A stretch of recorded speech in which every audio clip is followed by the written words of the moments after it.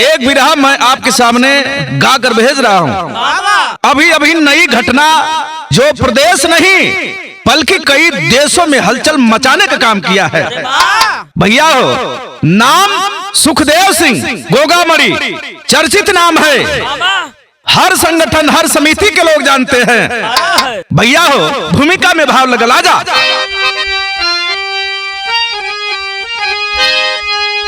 जिंदगी एक जंग से जुड़ी साथियों, हर समय हर तरफ मौत ही मौत है। हो के मानो न खुद तू विधाता बनो, है जन्म तो यही पे यही मौत है। राजनीति का सत्ता जो हासिल करे सबके नजरों में आखिर दगाबाज है। धर्म जाति की बिल्कुल लड़ाई छिड़ी, मानो जीने का तेरा क्या अंदाज है।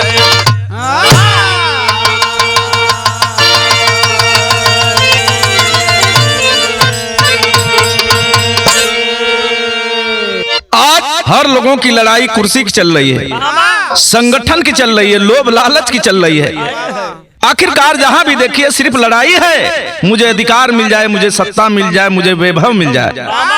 ऐसा एक घटना हम गावे जाते हैं, बहुत चर्चित घटना। भैया हो, हाई देखें प्रदेश राजस्थान, प्रदेश राजस्थान की चर्चा है, गजल में अंदाज लगल। भैया आवा,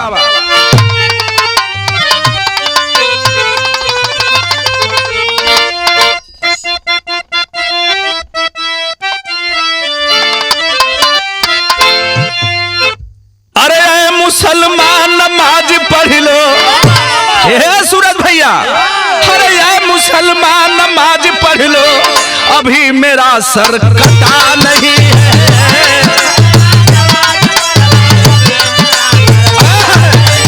सूरज भैया,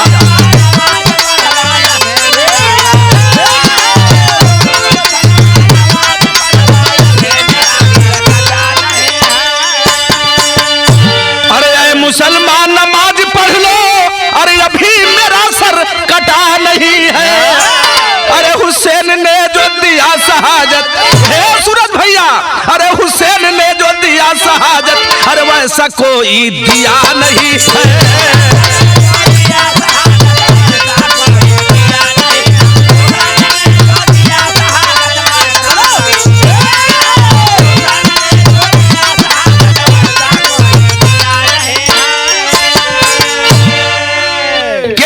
भरोसा करबा के आपन कहबा। सूरज भैया, हमने बड़का भैया विजय भैया में ढोलक बजाओ ने, बहुत सुनीला। आज पहली बार हमारी इनकर संगत होता है, बधाई के पात्र हैं। आखिरकार हाई देखें भाव लगल, बिरहा में कितना बढ़िया भाव लिखला है कवि जी। आओ, अरे मानो मानो जल रहा क्यों, अरे मानो मानो जल रहा क्यों, कर रहा खुरपात है। मानो मानो जल रहा क्यों, कर रहा खुरपात है।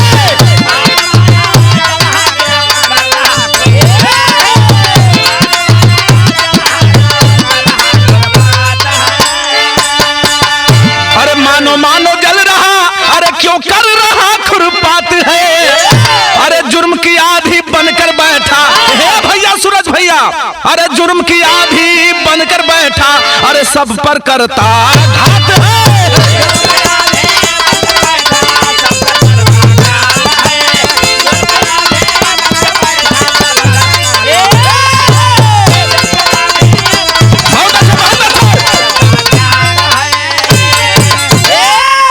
भैया हो, सबके अंदर बताओ थी अहंकार भर गल है। लोग चाहत में अपने लाभ कति की केकर गला काट दें, के दबा के रखी, सबसे बड़ा साम्राज्य हमार होक है। आखिरकार बिरहा की स्टोरी की शुरुआत लग गई, कहानी राजस्थान से मिलान करी। अब भैया हमार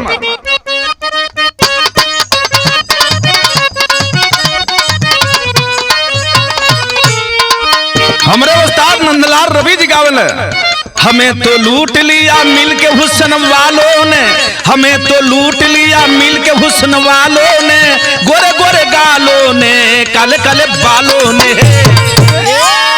कहानी कहां से मिलान करी भैया? प्रदेश राजस्थान जयपुर राजधानी है, जिला हनुमानगढ़ शेखावत की निशानी है।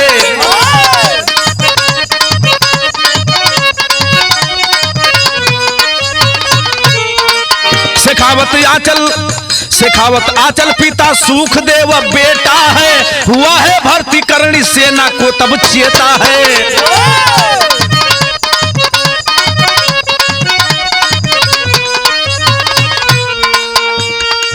गोना है मेरी गोना है मेरे का सुखदेव का निराला है।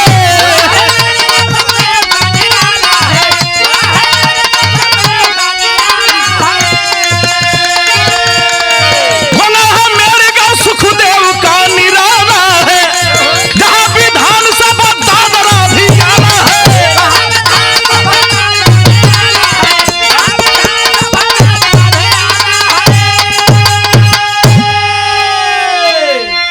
बात को समझ ले। प्रदेश भारत के अंदर एक ऐसा प्रदेश जिस प्रदेश का नाम है राजस्थान। राजस्थान में भैया हो आखिरकार एक जिला, जिस जिले का नाम हनुमानगढ़, और हनुमानगढ़ में एक गांव गोंगा मेड़ी गांव, वहां का रहे वाला बाबू आंचल शेखावत, जिनके पास 3 बेटा, श्रीकांत शेखावत, दिलीप कांत शेखावत, सुखदेव शेखावत। मेरे साथियों, मेरे भाइयों, सब बढ़िया से कमात खाता, लेकिन सुखदेव शेखावत जवन है भैया हो मिजाज बन गई। ई मिजाज बनल कि हम करणी सेना का सदस्य हो जाए। गईला है करणी सेना के अध्यक्ष मिलल, गईला करणी सेना के अध्यक्ष से मिले, और मिलने के बाद कहते हैं कि सर मुझे इस सेना में शामिल कर लिया। शामिल तो कर लिया गया, आ कैसे शामिल कर गए भैया सूरज भैया? एगो तर्ज लगल। कौन तर्ज भैया? हमारा रावा।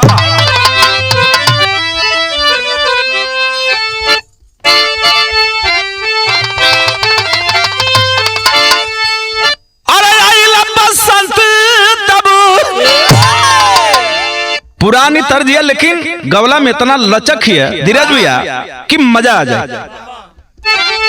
हर आइल बसंत तब हर उड़े लगा रदीरे मोरी, देहिया भइल बा पियार हर दीरे मोरी, देहिया भइल बा पियार हर दी हो मोरी।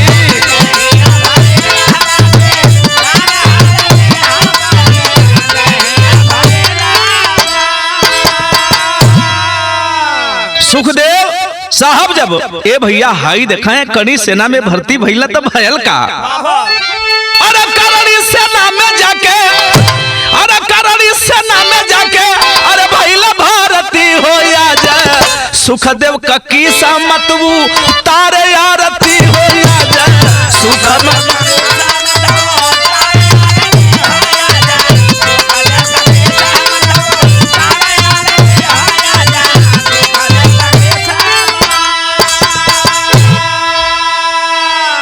सेना के अध्यक्ष सुखदेव साहब बड़े खुश हैं। वाह, इसी तरह के कार्यकर्ता की मुझे जरूरत थी। लेकिन मेरे साथियों, कुछ दिन के बाद नतीजा ये निकलल, करणी सेना का जीवन अध्यक्ष में बाबू सुखदेव सिंह से अब तक लगत है कि बिगाड़ हो जाए।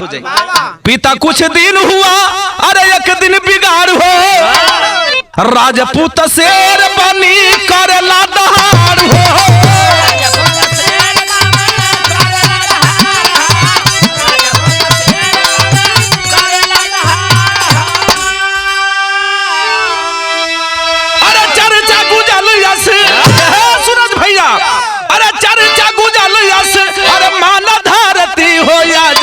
सुखदेव का किसा तू तारे आरती हो जा।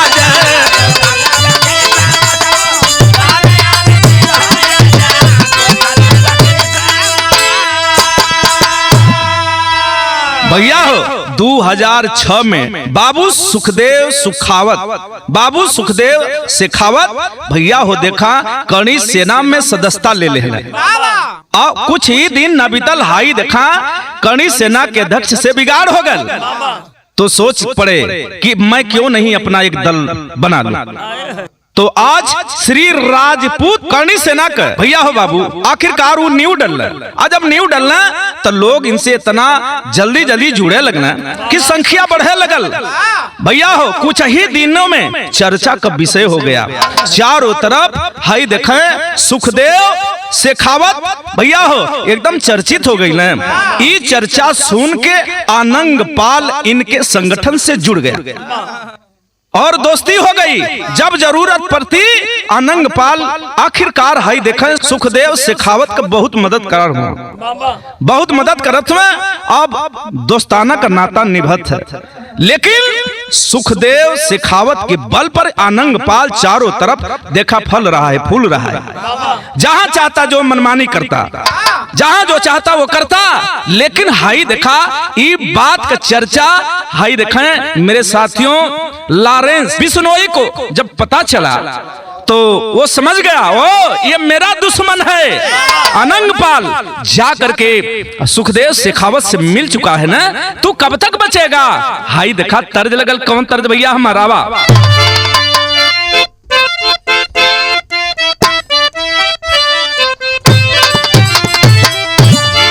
उहे तर्ज लगल भैया हो सूरज भैया की, अरे पियावा कहे पियावा मिला ला ला ला मुंगवा देखे के सपनावा हो ना दो।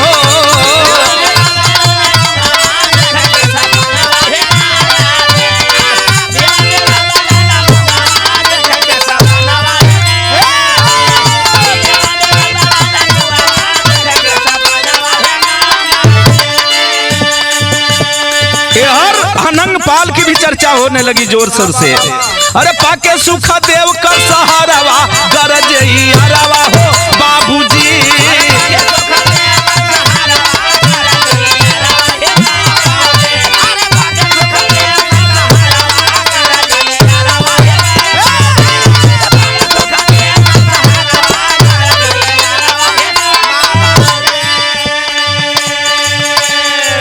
मौका का तलाश लॉरेंस करे भाई।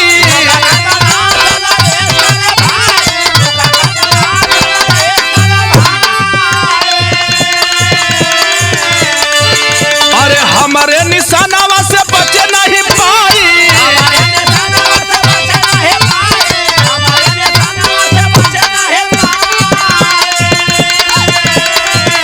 अरे एक दिन भइले मारी मारवा पाई के इशारा हो बाबूजी। एक दिन भइले मारी मारवा पाई के इशारा हो बाबूजी।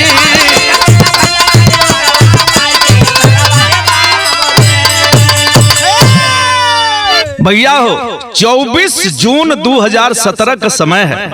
कहीं लॉरेंस बिश्नोई सफर में थे और तब तक देखते क्या हैं, देखते ये हैं कि अनंग पाल जो मेरा दुश्मन है कहीं जा रहा है।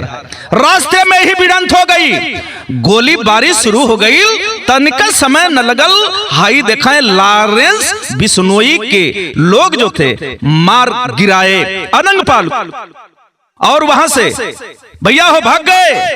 एक खबर जब मिली है देखें सुखदेव सिंह शेखावत को आनंद फानन में अपनी पूरी सेना को लेकर के पूरे रोड को जाम कर दिए, जिला जाम कर दिए, मंडल जाम कर दिए। भैया हो एक दिन ना बल्कि कई दिन अनशन बाबू शेखावत सिंह करत में पूरा जोरों पर चर्चा मीडिया चिल्ला रही है, ये बाबू पत्रकार लोग चिल्ला रहे हैं। आखिरकार है देखे बाबू शेखावत सिंह आखिर मेरे साथियों साफ शब्दों में कहते हैं कि जो मेरे साथी को मारा है उसको कड़ी से कड़ी सजा मिलनी चाहिए, या तो मेरे सामने हाजिर करिए। लेकिन मन ही मन ये बाबू लॉरेंस बिश्नोई के दिल में कसक पैदा हो रही है।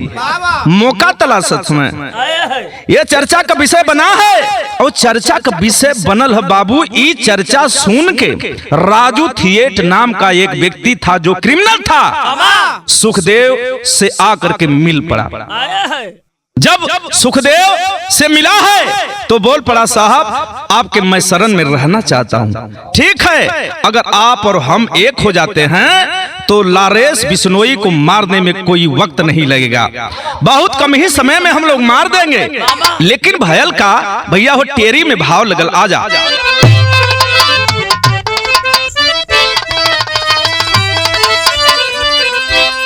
हर निशाना जब की खाली ना जाई, हर निशाना जब की खाली ना जाई। अरे गर्जे गोल बना के दो तरफ बलसार, अपने अपने जगहों पे दोनों लोग तन गए, गोलबंदी होना शुरू हो गई। राजू थिएट जब सुखदेव गोंगामरी का साथ पाया है तो आखिरकार ये भी गोलबंदी करना शुरू कर दिया। ये हर सब अपने अपने जगह पर तैनात है, सबके सब जोहत है, खून को होली खेले बदे तैयार है। ए भैया हाई देखा तौले एक ठे ऐसने एगो चढ़ान वाली तर्ज लग गई भैया हमारे धीरज भैया आजा।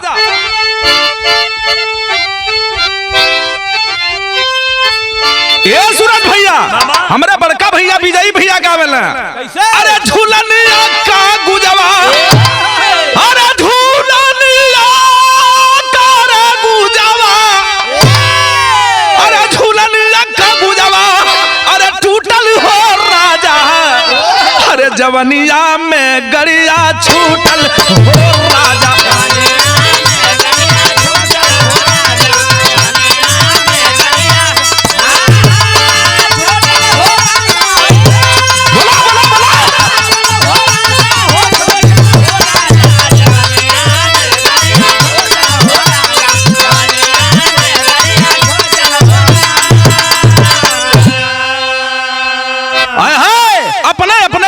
सब लोग ताकतवर है मेरे साथियों।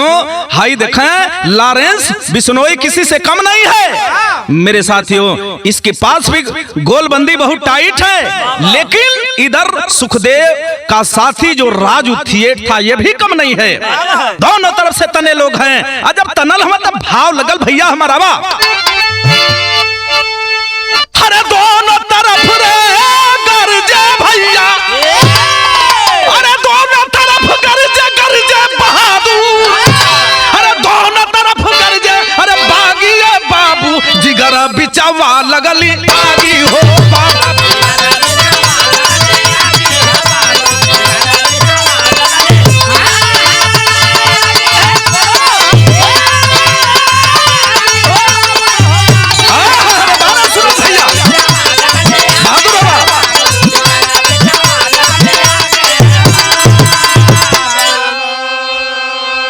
दोनों क्रिमिनल हैं, मौका तलाश रहे हैं। तब तक ही अचानक एक दिन हो भैया देखें दोनों लोग आमने सामने हो गए। अरे हाई देखा हाहाकार मचा, दोनों तरफ से बंदूकें निकली, गोलियां गरजना शुरू करती है। जवान जवान में लड़ते हैं, क्रिमिनल क्रिमिनल में लड़ते हैं। आखिरकार हाई देखा दोनों तरफ से भिड़ंत हुआ तो हुआ क्या, अरे राजू थिएट किया एक दिन भिड़ंत हो, ना सही है। अरे राजू थिएट किया, अरे एक दिन भिड़ंत हो, अरे लॉरेंस बिश्नोई भाई कई देहल अंत हो।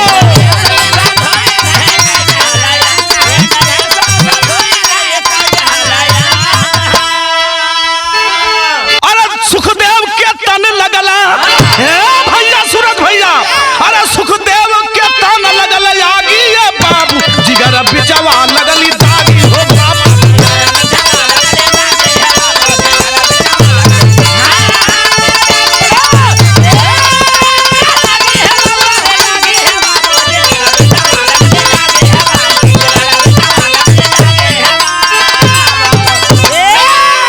आखिरकार सुखदेव गोंगामड़ी के दो साथी मारे गए, अनंगपाल राजू थिएट।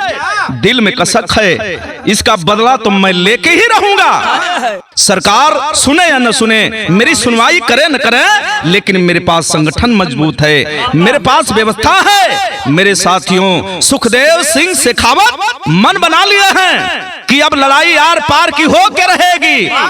मेरे साथियों इधर लॉरेंस बिश्नोई भी कम नहीं है। आखिरकार इसके पास रोहित गुदारा का साथ मिला, रोहित राठौर का साथ मिला, बीच में नितिन फौजी भी मिल गया। आखिरकार सुखदेव सिंह गोंगामड़ी जो है इसकी कमजोरी ढूंढना लॉरेंस बिश्नोई शुरू कर दिया। आखिर इसकी कमजोरी क्या है, पता करते करते पता क्या चला कि जयपुर में एक कपड़ा व्यापारी है जिसका नाम है नवीन शेखावत, और अपने लोगों को बोला कि जाओ उससे दोस्ती कर लो, किसी को भी शंका ये नहीं होना चाहिए कि तुम हमारे आदमी हो। नितिन फौजी रोहित राठौर जाकर दोस्ती कर लिए। मौका तलाशत में कहिया मौका मिली हो भैया, धीरे धीरे समय आ गई। हाई देखा 5/12/2023 आ गई। वही दिन देखा नवीन शेखावत अपने भैने के शादी का कार्ड लेके चलना, संजोग से तवले दुकानिया पर रोहित राठौर भी पहुंचला। नितिन फौजी भी का हो भैया, का हमहन के साहब से ना मिले बा। हमन सुनल जला कि उनकर बड़ी चर्चा है, क्यों नहीं मिलाऊंगा मेरे भाइयों मेरे साथी। अरे तू हमू दोस्त हवा तो उहो दोस्त मैं। गाड़ी में बैठ के चलना है, उस समय तर्ज लगे, कमन तर्ज भैया हमारा आवा।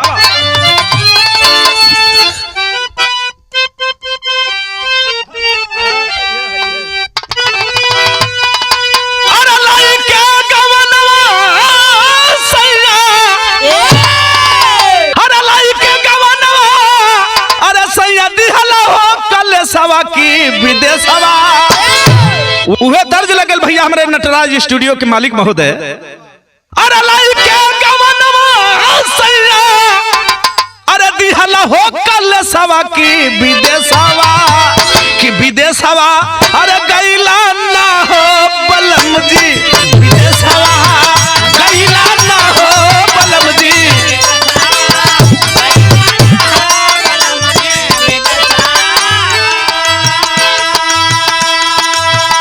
लेकिन नवीन शेखावत को क्या पता कि क्या होने वाला है आगे।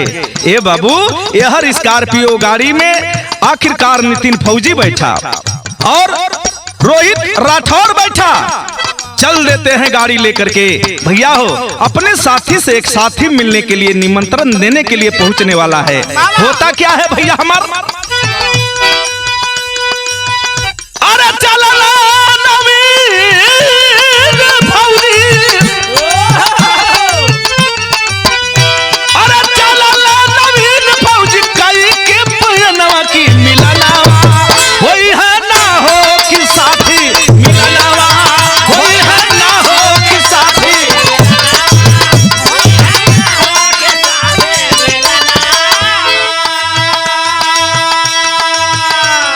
मेरे साथियों, गाड़ी रुक गई। गेट मैन जो खड़ा था, मेरे साथियों बॉडीगार्ड जो था, देखें शेखावत साहब का जो बॉडीगार्ड था रोका, आप कौन हैं? तो साफ शब्दों में नवीन शेखावत बोला कि जाकर साहब से बोल दो कि नवीन शेखावत आए हैं। अजब एक साथी सुने हैं बाबू, हाई देखा सुखदेव सिंह शेखावत जब सुनलक कि हमारे संगी आल है, नवीन शेखावत कहे आने दो मेरा साथी आ रहा है। यहर संगवा नितिन फौजी भी हैं और रोहित राठौर, ये तीनों लोग जब वहां पहुंचना तब भायल का भैया हमार अब नितिन रोहित देखा बैठ करे बात हो,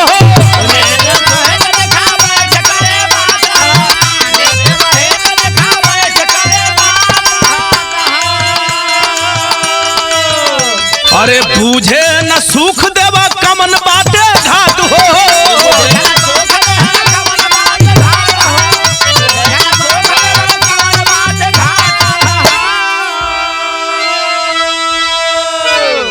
अरे गोलियां चलावे भैया, अरे गोलियां चलावे तब फौजी जवानवा की मिलनवा होई है ना हो कि साथी मिलनवा होई है ना हो।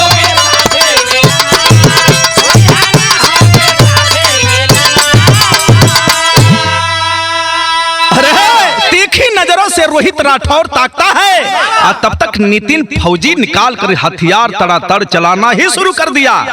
एक राउंड नहीं बल्कि 70 राउंड गोलियां चली। तनी मनी हाई देखा सुखदेव शेखावत का सांस आवत रहे, पजरे जा करके मेरे साथियों खोपड़ी में कई गोलियां डाल दिए, सब बॉडीगार्ड को भी मार दिए, घायल कर दिए। यह नवीन शेखावत भी भागना चाहता है और तब तक मेरे साथियों रोहित के पास मेरे बाबू मेरे भाइयों गोली भी है, बंदूक भी है। नितिन फौजी बोलता है ये साला अगर बच जाएगा तो सारी राज की बातें खुल जाएगी। हाई देखा तड़ातड़ नवीन शेखावत को भी हाई देखा रोहित राठौर गोलियों से भून देता है और वहां से बाबू तुरंत देखा चढ़ से फरार होना शुरू हो गए। पहपन में भाव लगल भैया भायल कया जा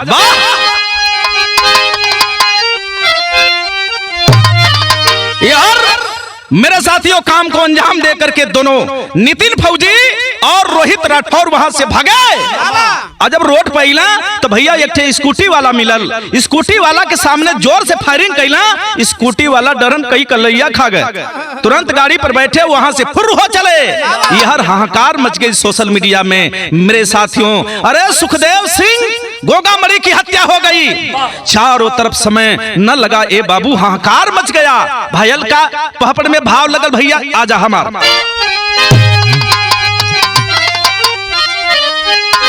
अरे गोली कांड का कहे, गोली कांड का मच गई तूफानवा भारत देशवा में। अरे सुखदेव को मारे तब दुश्मनवा भारत देशवा में।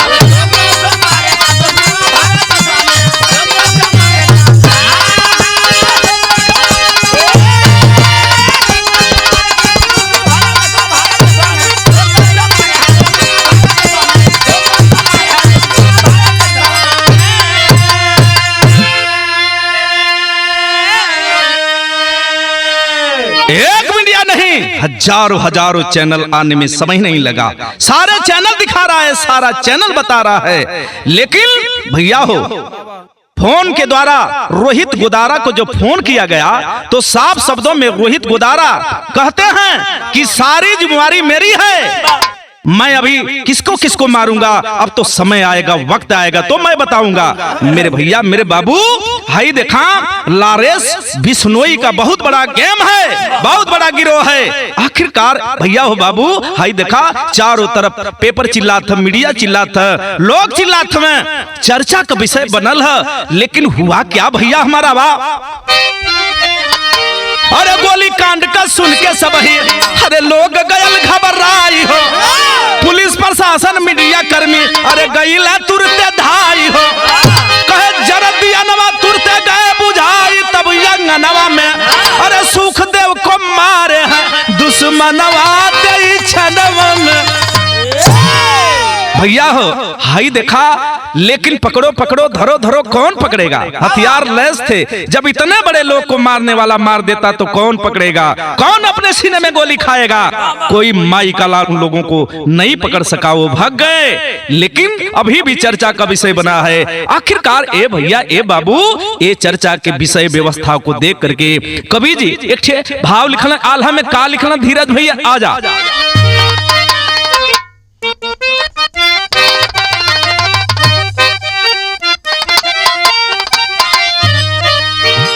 दिन दिन जुर्म बढ़े है अनिल भैया। अरे दिन दिन जुर्म बढ़े, अरे बढ़े अत्याचारवा भैया।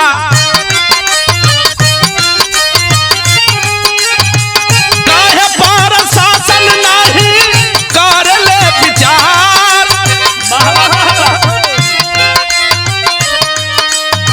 समय के रहते अगर हो तो सुनु भैया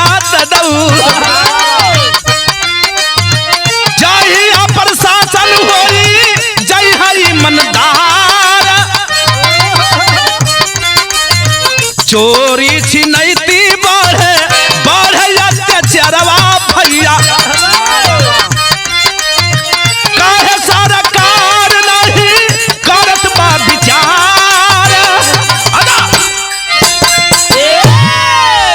अगर आज एक गरीब की बात होती तो वही दरोगा, थानेदार, सीओ, एसपी मेरे साथी उस पर केस करने से एक बार नहीं पीछे हटते लोग। मेरे साथियों उसके साथ क्या होता? और गरीब आदमी अगर सही भी होता है तो ये लोग प्रशासन के लोग कुछ ऐसे कर्मचारी अधिकारी हैं जो जबरी उन पर मेरे साथियों जुर्म थोप दिया जाता है। ऐसे कि के करे पास जई हैं कैसे कही हैं ये भारत देश हमारा जे के सोने का चिड़िया लोग कहेला भैया हो बाबू। बाहरे समय बाहरे लोग बाहरे जमाना मेरे साथी क्यों खात खात मुँह था, क्यों खैला बिना मुँह था। आखिरकार आवाज किसके यहाँ कहा जाएगा? कौन मेरी सुनवाई करेगा? कौन सबकी बात मानेगा? लेकिन भैया हो हाई देखा पेपर चिल्लात है, मीडिया चिल्लात है, तमाम चर्चा का विषय बनल, हजारों हजारों चैनल दिखाता है सुखदेव सिंह गोगामड़ी की हत्या हो गई। वो तो कमिश्नर साहब के जान की सुरक्षा की भीख मांगने के लिए वो पहुंचा था, लेकिन कोई भी सुनवाई नहीं। ये तो पेपर बताता है, मीडिया बताती है, सोशल मीडिया बताता है। लेकिन जो मैंने पाया वो गा रहा हूं। लेकिन सदर में भाव लगल भैया हमार धीरज भैया।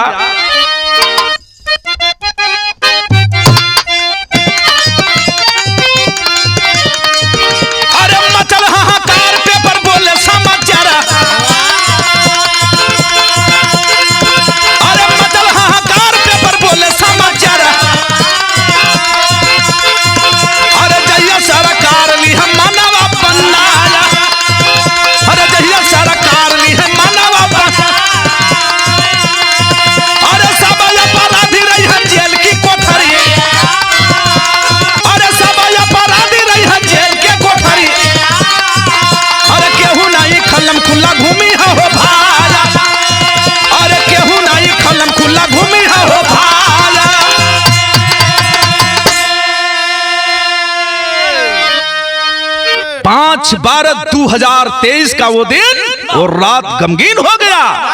चाहे किसी की हत्या हो, ये संविधान में आपको कोई अधिकार नहीं है किसी का हत्या करने के लिए। वही संविधान आपको हथियार देता है सुरक्षा के लिए, तो वही हथियार आपको जान बचाने की भी सुरक्षा देता है। ये संविधान कहता है दुनिया में न मान बड़ा है न आन बना है, बाबा साहब का संविधान बड़ा है। अगर बाबा साहब नहीं होते तो ये भारत मेरा देश कभी आजाद नहीं होता। लोग कहने वाले कुछ कहते हैं कि छठवां विद्वान थे, लेकिन मैं बताता हूं, ये मेरा रिसर्च बताता है, विजय नंदलाल का रिसर्च बताता है कि दुनिया का सबसे बड़ा विद्वान अगर कोई था तो बाबा साहब डॉक्टर भीमराव अंबेडकर, गरीबों के नेता, गरीबों के मसीहा। मेरे साथियों, जब जब गरीबों पर, दलितों पर अत्याचार हुआ है, तब तब देश में भैया हो एक से बढ़ के एक संत महात्मा ऋषि पैदा भइले। जब से आजादी मिलल मेरे साथियों, हम कहने के लिए सिर्फ आजाद है, मेरी सुनवाई नहीं होती, मेरी लोग मानते नहीं, मेरी सुनते नहीं, हम कैसे जिए? महंगाई चरम सीमा पर है, लेकिन भैया हो जुर्मों कम ना है। अगर रुपया पैसा कमा के दलित परिवार गरीब के लोग अगर जात हो कहीं रिक्शा टाली चला के, तो छीने वाला 10 ठे रोड पर खड़ा हुआ है। ये हर लड़का मेहरारू घरे जोहत हो कि बाबू गलवा रिक्शा चलावे, सुरक्षित घरे आ जाई हैं। के दोषी बनैबा? सरकार के कहबा या अधिकारी कर्मचारी के कहबा? हम केहू के न कहब। ये पूरा जनता समझत है कि सही का और गलत का है। खड़ी लाइन में भाव लगल भैया, आजा राजा।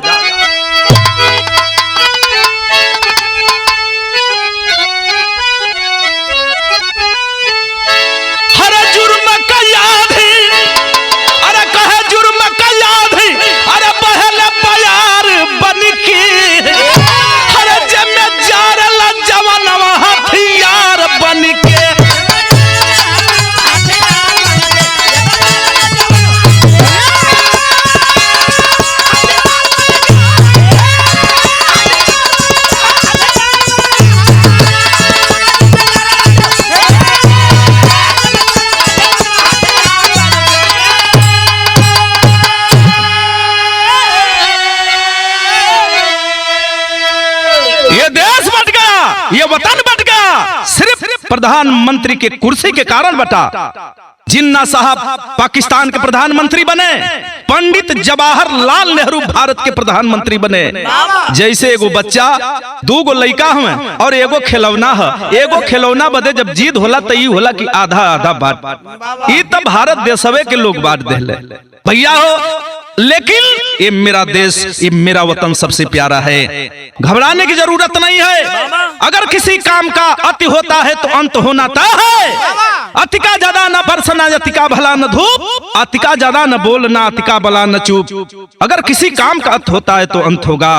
जरूर इस देश को उबारने वाला कोई न कोई माई का लाल जरूर पैदा होगा। अरे हिंदू मुसलमान, अरे हिंदू मुसलमान, अरे सिख गोरखा ईसाई, अरे आपस में कहे के तू करे ला लड़ाई, आपस में कहे तू।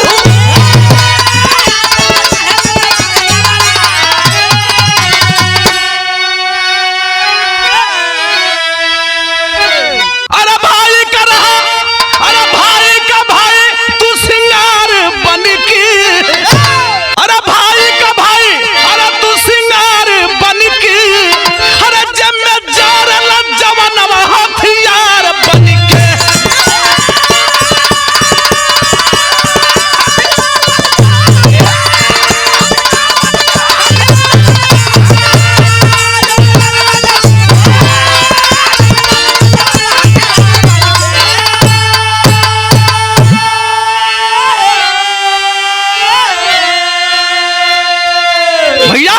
जब तक इस देश में बाबा साहब जैसे विद्वान नहीं पैदा होंगे, राजगुरु भगत सिंह की अब जरूरत समझ में आ रही है।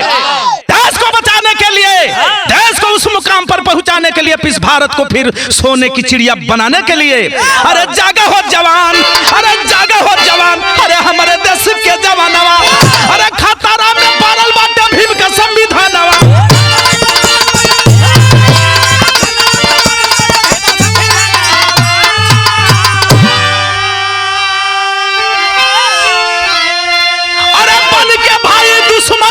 जन लड़ा तू खुखार बन के, अरे जब मैं जा रहा जवानवा हथियार बन के।